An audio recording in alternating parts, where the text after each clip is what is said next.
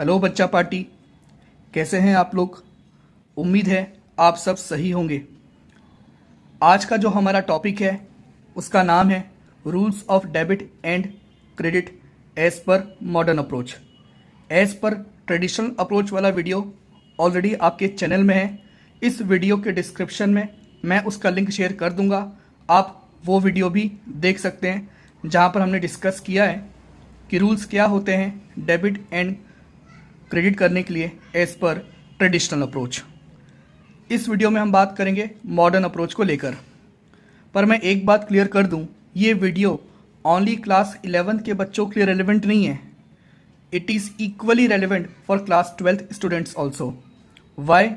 Because like आप term 1 exam में partnership prepare कर रहे हैं, शेयर्स प्रिपेयर कर रहे हैं और इन चैप्टर्स में आपको जर्नल एंट्रीज भी करनी होती है। तो दो तरीके होते हैं जर्नल एंट्री को समझने के लिए या करने के लिए।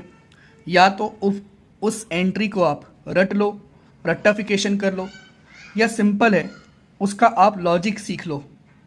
और लॉजिक सीखने के लिए, जर्नल एंट्रीज करने के लिए आपको rules of debit and credit आना चाहिए थ्रू आउट आपके अकाउंटिंग कैरियर में, not only in class 11th and 12th। आगे भी ये रूल्स आपके काम आएंगे। तो स्टार्ट करते हैं rules of debit credit as per modern approach. पहला है आपका एसेट अकाउंट। एसेट का सिंपल मतलब क्या होता है? Future economic benefits. कोई भी ऐसी चीज़ जो आपके बिजनेस को फ्यूचर में इकोनॉमिक बेनिफिट्स देती है वो एसेट होते हैं। इसमें टेंजिबल इनटेंजिबल दोनों आते हैं। एसेट को लेकर भी हमारे चैनल में एक वीडियो बना हुआ है। फिलहाल मैंने यहाँ पर कोशिश की है कि कम वर्ड्स में और सबसे ईजिएस्ट एग्जाम्पल लेते हुए मैं आपको रूल्स बताऊं। तो एसेट के बहुत सारे एग्जांपल्स हो सकते हैं, cash, bank, land, building, furniture, machinery, goodwill, patent, trademark etcetera. Asset को लेकर रूल क्या है? जब जब एसेट आपका इंक्रीज होगा आपको डेबिट करना है, जब जब एसेट आपका डिक्रीज होगा आपको क्रेडिट करना है। जैसे कि आप कैश में सेल्स करते हैं तो कैश आपके बिजनेस में आता है, इट मीन्स कैश नाम का एसेट बिजनेस में इंक्रीज हो रहा है। तो रूल क्या कहता है? डेबिट कर दीजिए। तो हमने डेबिट कर दिया। सिमिलरली अगर आप गुड्स परचेज करते हैं तो कैश आपके बिजनेस से जाता है, that is asset is decreasing, और इन दैट केस हमको उसको क्रेडिट करना चाहिए। तो हमने किया purchase account debit to cash account. तो एसेट का ये रूल था। अब आ जाते हैं लायबिलिटीज में। लायबिलिटी मीन्स होता है simple amount payable by the enterprise to others, और इसके एग्जाम्पल होते हैं आपके creditors, bank loan, bills payable etcetera. Liability को लेकर रूल क्या है? जब जब आपकी लायबिलिटी इंक्रीज होगी आपको उसको क्रेडिट करना होगा, और जब जब आपकी लायबिलिटी डिक्रीज होगी आपको उसको डेबिट करना होगा। जैसे कि बिजनेस ने बैंक से लोन लिया तो कैश तो बिजनेस में आ रहा है, एसेट वाला रूल लगाए, कैश अकाउंट को डेबिट कर दिया। पर दूसरी बात क्या हो रही है? एक बैंक लोन नाम की लायबिलिटी आपकी क्रिएट हो रही है, दैट इज लायबिलिटी क्रिएट हो रही है या इंक्रीज हो रही है, और इन केस में हम क्या करते हैं? क्रेडिट करते हैं। तो वही हमने किया, cash account debit to bank loan.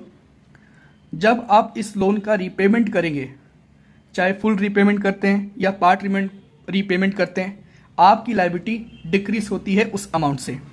और जब लायबिलिटी डिक्रीज होती है तब हम क्या करते हैं? लायबिलिटी को डेबिट करते हैं। तो हमने यहाँ पर बैंक लोन अकाउंट डेबिट किया, और क्योंकि हम कैश में रीपेमेंट कर रहे हैं, कैश हमारे बिजनेस से जा रहा है, एसेट कम हो रहा है, तो हमने कैश अकाउंट को क्रेडिट किया। तो देखिए इस एंट्री में हमने इन दोनों हेड्स को रिवाइज कर लिया। मॉडर्न अप्रोच में तीसरा आपका अकाउंट होता है कैपिटल, जिसका सेम रूल है एज लायबिलिटी, क्योंकि कैपिटल का नेचर भी वही है। ओनर जो बिजनेस में पैसे लगाता है, due to business entity concept, owner अलग है बिजनेस अलग है, तो बिजनेस लायबिलिटी मानता है इसे अपने लिए, इंटरनल लायबिलिटी मानता है टूवर्ड्स ओनर। किस चीज़ को? कैपिटल अमाउंट को। दैट इज बिजनेस को कहीं ना कहीं ये कैपिटल अकाउंट ओनर को रिटर्न करना है।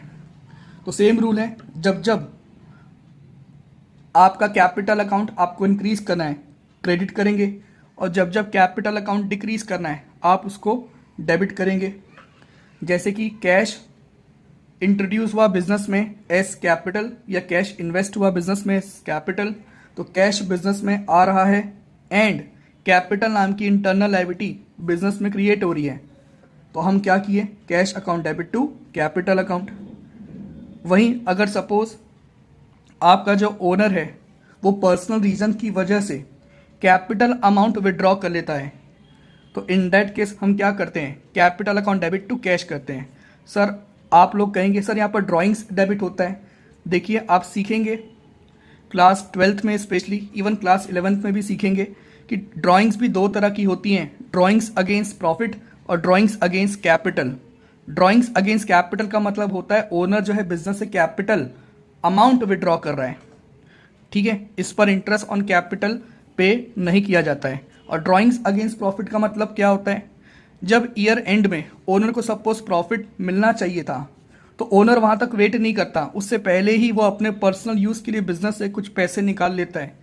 तो इसे हम ड्राइंग्स अगेंस्ट प्रॉफिट कहते हैं और इस पर जो आपका बिजनेस है वो इंटरेस्ट भी चार्ज करता है, ठीक है। तो ये हो गया आपका कैपिटल। तो मैंने यही माना कि कैपिटल विड्रॉ किया, दैट्स वाई मैंने कैपिटल अकाउंट डेबिट किया है, ना कि ड्राइंग्स अकाउंट। अगला आपका आता है रिवेन्यू अकाउंट, मतलब इनकम। इनकम ऑन गेन्स जो बिजनेस अर्न करती है, एग्जाम्पल हो गया आपका sales, interest, rent received etcetera. इसका रूल क्या है, इसका रूल भी सेम एज लायबिलिटी और कैपिटल है। जब जब आपकी इनकम इंक्रीज होती है आपको क्रेडिट करना है, और जब जब आपकी इनकम डिक्रीज होती है आपको डेबिट करना है। जैसे कि मैंने सेल्स की तो कैश अकाउंट को डेबिट किया, एसेट के रूल को फॉलो करते हुए एसेट इंक्रीज हुआ तो कैश अकाउंट डेबिट हो गया। पर टू सेल्स क्यों किया मैंने, क्योंकि सेल्स मेरी रेवेन्यू है, सेल्स मेरी इनकम है, और सेल्स करने से रेवेन्यू बिजनेस में आता है, क्रिएट होता है, इंक्रीज होता है। That's why cash account debit to sales. But suppose किसी रीज़न से हमारा कस्टमर हमें गुड्स रिटर्न कर देता है, सेल्स रिटर्न हो जाता है, तो मैंने जो इनकम अभी रिकॉर्ड की थी अब मुझे उसे कम करना पड़ेगा। इन दैट केस हम क्या करते हैं, सर हम सेल्स रिटर्न अकाउंट डेबिट करते हैं। तो वो इसी रूल की वजह से कर रहे हैं, हमारा इनकम कम हुआ, रेवेन्यू कम हुआ, तो हमने डेबिट कर दिया। तो sales return account debit to cash, क्योंकि आपको उसको पैसे भी लौटाने पड़ेंगे। और आखिरी अकाउंट आता है आपका मॉडर्न अप्रोच में एक्सपेंस। ये अकाउंट रिलेट करता है एक्सपेंस और losses incurred by the business. Example हो गया purchases, salary, rent, depreciation etcetera. Rule क्या है इसके लिए, जब जब आपका एक्सपेंस या लॉस इंक्रीज होता है आपको उसको डेबिट करना है, और जब जब आपका एक्सपेंस या लॉस डिक्रीज होता है आपको उसको क्रेडिट करना है। जैसे कि मैंने परचेजेस किया तो परचेजेस को हम एक्सपेंस ट्रीट कर रहे हैं यहाँ पर, तो हम परचेज अकाउंट को डेबिट करेंगे। और again cash is going out from the business, तो टू कैश करेंगे यहाँ पर अगर हमें गुड्स पसंद नहीं आया और हम गुड्स रिटर्न कर रहे हैं तो जो एक्सपेंस मैंने अभी बुक किया था अब मुझे उससे कम करना पड़ेगा, डिक्रीज करना पड़ेगा। इसलिए मैं यहाँ पर क्या लिखता हूँ, टू परचेज रिटर्न। क्या किया मैंने, इसे क्रेडिट किया और मुझे कैश मिल जाएगा क्योंकि मैंने गुड्स लौटा दिए हैं। तो cash account debit to purchase return. तो इस तरह से मॉडर्न अप्रोच में आपके 5 तरह के अकाउंट्स हैं, asset, liability, capital, revenue, expenses. Liability, capital और रेवेन्यू तीनों के लिए एक ही तरह का रूल है आपका, जब जब ये इंक्रीज होंगे आपको क्रेडिट करना है और जब जब डिक्रीज होंगे आपको डेबिट करना है।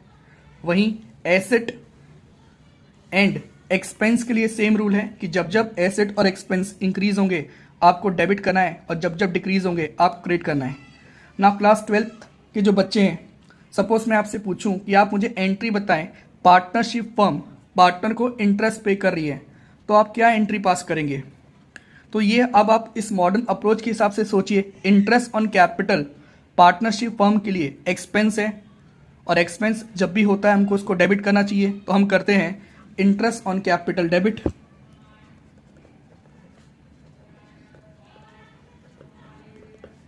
एंड ये इंटरेस्ट ऑन कैपिटल पार्टनर के लिए इनकम होती है, तो इसे हमको क्या करना चाहिए, पार्टनर्स कैपिटल अकाउंट में क्रेडिट करना चाहिए। तो टू पार्टनर्स कैपिटल अकाउंट। अगर कैश में इंटरेस्ट पे कर दिया होता तो हम एंट्री करते interest on capital account debit to cash account. तो यही बात मैं समझाना चाह रहा था कि rules of debit and credit class 11th का मैटर नहीं है, ये क्लास 12th का भी मैटर है। आगे आप प्रोफेशनल स्टडीज़ करते हैं, डिग्री कोर्सेज करते हैं, तब भी आपको रूल्स पता होना चाहिए, और जब आपको रूल्स पता होता है तो आपको पूरे आपके अकाउंटिंग कैरियर में जर्नल एंट्री समझने में दिक्कत नहीं आती है। तो उम्मीद है आपको बात समझ में आ गई होगी। अगर आपको ये वीडियो अच्छा लगता है तो प्लीज़ लाइक करें, चैनल सब्सक्राइब करें, अपने दोस्तों के साथ शेयर करें और कुछ भी डाउट है तो कमेंट करें। तो मिलते हैं अगली वीडियो में, तब तक के लिए bye, take care, all the best class 11 class 12 दोनों बच्चों को, क्योंकि आपका टर्म 1 एग्ज़ाम नज़दीक है। And thanks for watching.